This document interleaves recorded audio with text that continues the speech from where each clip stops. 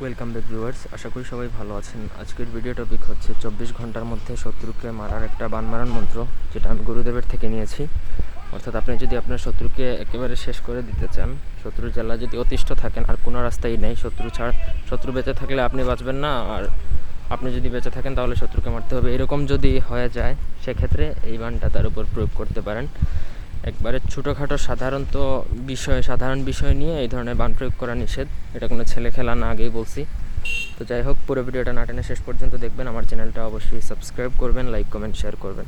আপনারা যদি আমাদেরকে দিয়ে কোনো ব্যক্তিগত কাজ করাতে চান, সেক্ষেত্রে স্ক্রিনে দেওয়া নাম্বার আছে, সেই নাম্বারে চাইলে ইমোতে বা হোয়াটসঅ্যাপে যোগাযোগ করে যে কোনো কাজ করাতে পারবেন, দেশ অথবা দেশের বাইরে থেকে। মন্ত্রটা আমি শিক্ষার স্বার্থে দিয়েছি, ও কারণে প্রয়োগ করা বা ছেলে খেলার জন্য কোনো এই ধরনের মন্ত্র আমি ইউটিউবে সাধারণত দিই না। প্রথমত মন্ত্রটা বলে দিচ্ছি। মন্ত্রটা হচ্ছে, যমরাজের বরিতে করিলাম অমুকের প্রাণ হরণ, অমুকের জায়গায় যার উপর বানটা প্রয়োগ করবেন তার নাম।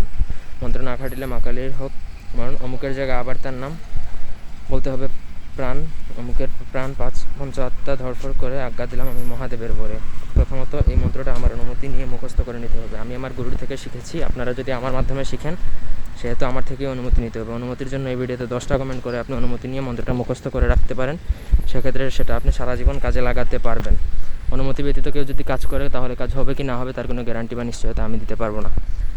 তো এটা প্রয়োগ করা একটু কষ্টসাধ্য হতে পারে, তাও আমি বলছি। এটার প্রয়োগ বিধি হচ্ছে, আপনি যার উপরে এই বানটা প্রয়োগ করবেন তার ব্যবহৃত কাপড় লাগবে, ঠিক আছে?